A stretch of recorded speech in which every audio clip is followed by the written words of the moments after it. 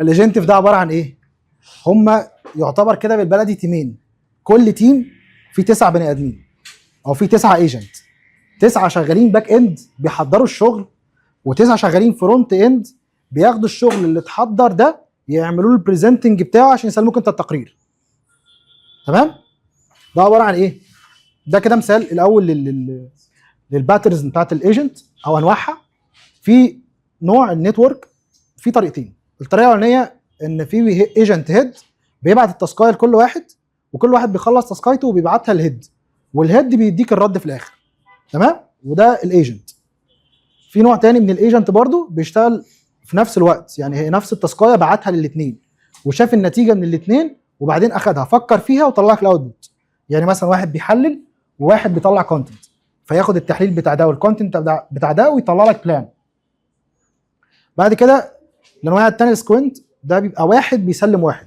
الايجنت الاولاني هيعمل خطه، الايجنت اللي بعده يكتب الكونتنت يطلع لك النتيجه. وده سواء حته ادفانسد قوي بس حلو حلو حلو. قول لي فارمل عادي. لا كمل. وفي الباراليل، ده اتنين بيشتغلوا مع بعض، واحد من الاخر بيكلموا بعض، انا خلصت التاسكيه الفلانيه والنتيجه كانت كذا، فيبعتها للتاني، فالتاني يقول له تمام التاسكيه دي كويسه بس انت محتاج تحسن كذا، فيرجع له التاسك تاني، ويقعدوا عاملين لوب كده مع بعض لحد ما يطلعوا لك الاوتبوت اللي انت عايزه. بعد كده اللوب فعليا، وده ان انت بتديهم تاسك وبتطلب ان التاسك دي تطلع لك بجولز واضحه محدده ودقيقه جدا، وتطلب ان ما حدش فيهم يديك اي رد غير لما يخلص التاسك. فبيفضلوا الاثنين شغالين مع بعض، كل واحد فيهم يخلص جزء ويبعته للتاني لحد ما يفنشوا كل حاجه، حتى لو نفس الرول. ايه وبتقدر تشوفي نتائج كل واحد منهم عامل ازاي.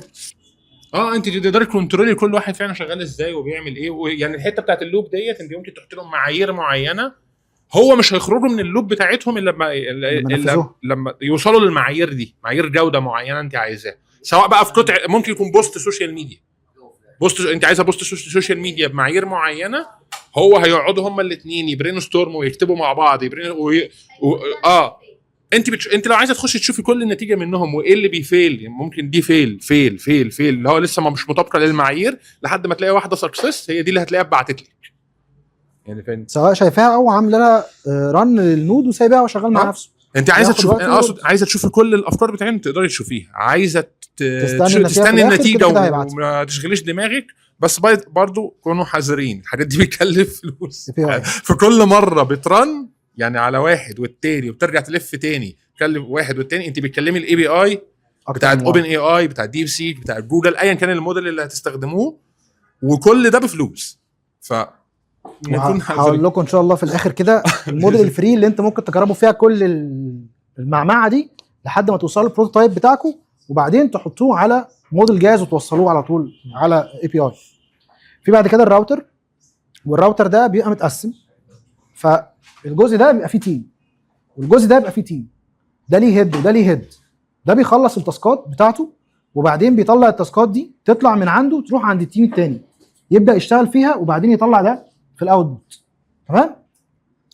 فحته الايجنتيف دي هو عباره عن اتنين ايجنتك اللي هم بيشتغلوا شبه دول اللي بيبقوا موجودين في الباك ستيج، دول انت مش بتشوفهم، هم بيديروا كل العمليات وبيحاولوا يطلعوا لك اكبر قدر ممكن من التارجت اللي انت طالبه، وبعدين دول بيسلموا الايجنتيف فرونت ستيج. وزي مثلا عايز اعمل كونتنت بلان، بص حاجه بسيطه خالص، كونتنت بلان لشركه ديكور موجوده في امريكا. تمام؟ فهخلي الايجنتيك باك ستيج ده فيهم واحد بيعمل ريسيرش، واحد بيعمل كومباتور اناليسيز، وواحد بيقدر يعمل ماركت اناليسيز. تمام؟ راحوا الثلاثه اشتغلوا جمعوا الداتا، بعد ما جمعوا الداتا عملوا تقارير، بعد ما خلصوا التقارير دي هيبعتوها للفرونت ستيج. فيهم ايه فرونت ستيج؟ فيهم اول واحد البيزنس بلانر اللي هيعمل خطه البيزنس، فيهم الميديا بلانر اللي هيحط الخطه، فيهم الميديا باير اللي هيعمل السكراتشر بتاع الكامبين. فهياخد المعلومات من هنا يبدا يجهز عليها كل الشغل ده، وكل واحد منهم ليه ليدر بيبعت له البيانات قبل ما يبعتها للتيم التاني، ولما بيخلص بيطلع لك كل الداتا دي على اير تيبل، على ايميل، على اي حاجه انت عايزها.